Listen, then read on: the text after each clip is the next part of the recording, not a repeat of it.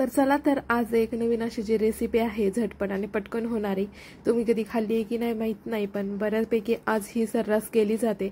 तर ती जी आहे तर ती आहे खेकडा बिर्याणी। तर छानपैकी मस्त अशी जी झटपट होणारी रेसिपी आहे तिला करूयात आपण आता सुरुवात।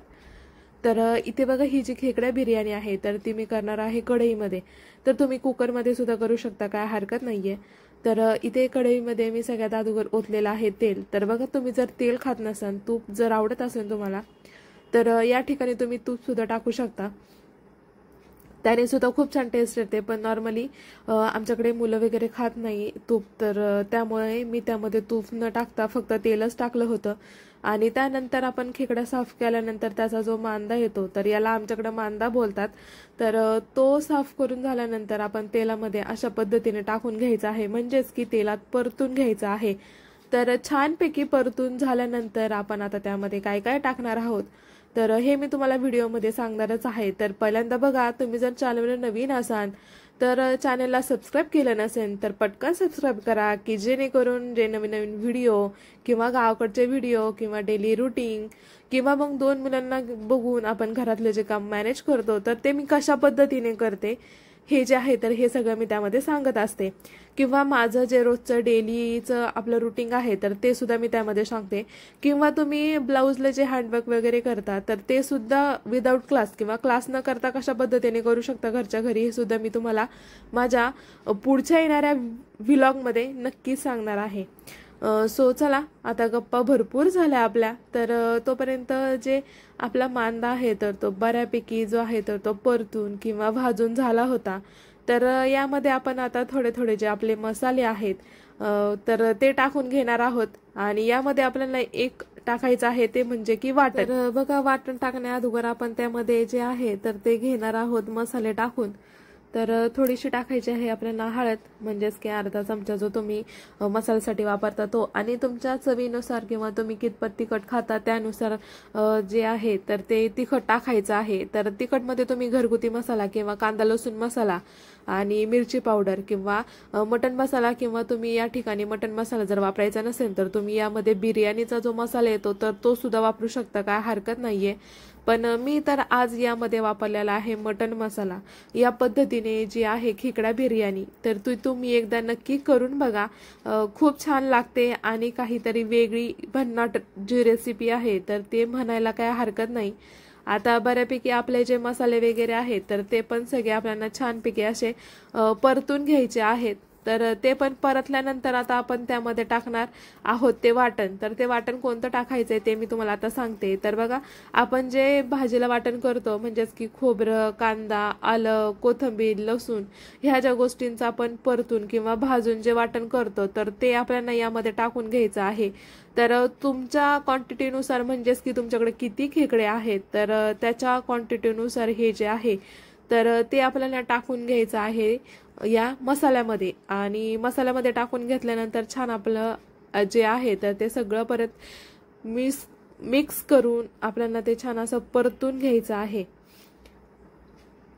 तर बघा, खेकडे कसे साफ करायचे याचा जो व्हिडिओ आहे तर मी चॅनलवर अगोदरच अपलोड केलेला आहे।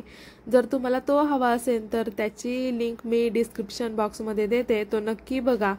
तर आता मसाला वगैरे काढून किंवा परतून झाल्यानंतर मी त्यामध्ये टाकलेला आहे चवीनुसार मीठ। आता मीठ टाकून घेतल्यानंतर आपण जो मसाला आहे तर तो छानपैकी आता मिक्स करून घेणार आहोत, म्हणजेच की भाजून घेणार आहोत। तर बघा, बऱ्यापैकी आपलं जे वाटण आहे तर ते आपण भाजलेल्याच वस्तूंचं करून घेतो, म्हणजेच की कांदा खोबरं जे आहे तर ते आपण भाजूनच घेत असतो। तर बघा, अशा पद्धतीने जे आहेत तर ते खेकडे मी साफ केलेले होते आणि ते जे आहे तर ते पाट न करता तसेच ठेवले होते, की जेणेकरून ते भातामध्ये आपल्याला लवकर दिसतील आणि खाता सुद्धा सहजरित्या येतील यासाठी। तर आता जे खेकडे साफ करून घेतलेले होते तर ते यामध्ये टाकलेले आहेत। तर बघा, यामध्ये मी टाकत आहे ते फक्त पेंदे। तर तुम्हाला जर हवे असतील तर तुम्ही यामध्ये जे बाकीचे त्याचे शिंगडे वगैरे असतात तर ते सुद्धा टाकू शकता।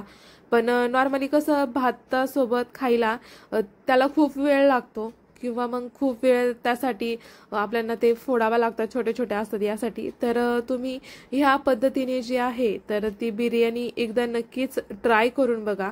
तर आता बघा ते खेकडे त्यामध्ये ओतल्यानंतर छान प्रकारे आपल्याला ते मिक्स करून तुम्ही एकदा झाकण ठेवून त्याची वाफ सुद्धा काढू शकता, कारण आपण यामध्ये पाणी वगैरे ओतलेलं नाहीये, तर त्यामुळे खाली लागायचे जे चान्सेस आहेत तर ते खूप सारे असतात. तर इथे होईपर्यंत बघा खेकड्याची बिर्याणी करायची होती, म्हणून मी काय केलं होतं, आपले जे बासमती तांदूळ आहेत तर ते अर्धा तास पाण्यामध्ये भिजत ठेवले होते. तर अशा पद्धतीने जर ते भिजत ठेवले तर ते शिजतात खूप लवकर आणि फुलतात पण, त्यांची साईज जी आहे तर ती खूप वाढते. तर त्यामुळे आणि तुम्ही जर खेकडा बिर्याणी इंद्रायणी तांदळामध्ये करणार असाल तर ती तुम्ही कुकरला करा, कारण ती कुकरमध्ये खूप छान आणि भन्नाट होते. ही रेसिपी तुम्ही एकदा नक्की ट्राय करून बघा. तर आता बराच वेळ झाल्यानंतर मी पुन्हा एकदा ते मिक्स करून घेतलेलं आहे. तर बघा यामधून वाफ काढताना मी काय केलं, झाकण वगैरे काही ठेवलेलं नव्हतं, तर तशीच जी आहे तर ती मग वाफ काढून घेतली होती.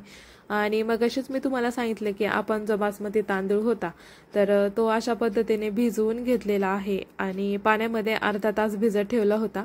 भिजत ठेवल्यानंतर स्वच्छ असा वॉश करून आपल्याला आता त्यामध्ये भातासोबतच मी पाणी ओतलेलं होतं. तर बघा आता यामध्ये खेकडे तर नॉर्मली लवकर शिजले जातात, तर भातासाठी किती क्वांटिटीत तुम्ही पाणी घालू शकता. तर इथे बघा छानपैकी आता मी पुन्हा एकदा जे आहे तर ते मिक्स करून घेत होते. तर बघा आपला जो हा भात आहे तर तो डीप होईल इथपर्यंत आपल्याला त्यामध्ये पाणी घालायचं आहे, कारण जास्त जर पाणी घातलं तर त्याचा खूप असा गाळ होतो किंवा गिचका आपण म्हणूया तसा होतो. जर तुम्हाला तसं करायचं नसेल, असं जर सुटसुटीत आपला जो भात होतो किंवा बिर्याणी खाण्याची जी फिलिंग आहे तर ती त्यामध्येच असते असं म्हणायला काही हरकत नाहीये. सो त्यासाठी बघा मी इथे आता आपला जो तांदूळ आहे तर तो बुडेल इतपतच मी त्यामध्ये पाणी ओतलेलं आहे. म्हणजेच की साधारणतः आपला जो तांदूळ आहे तर त्याच्यावरती आपलं जे फिंगर आहे तर त्या फिंगरचं पहिलं जे पेर येतं तर तिथपर्यंतच किंवा तितकंच जे पाणी आहे तर ते घालून घ्यायचं आहे. तर बऱ्यापैकी आता झाकण ठेवून मी उकळी काढून घेतली होती आणि पाणी बऱ्यापैकी आता आटलेलं आहे. तर ह्या स्टेजला आपला जो गॅस आहे तर तो करायचा आहे मंद फ्लेमवर, म्हणजेच की लो फ्लेमवर करायचा आहे आणि त्यावरती मस्तपैकी असं झाकण ठेवून आपल्याला बिर्याणी जी आहे तर आणि फायनली आपली जी आहे खेकडा बिर्याणी तर ती झालेली आहे तयार.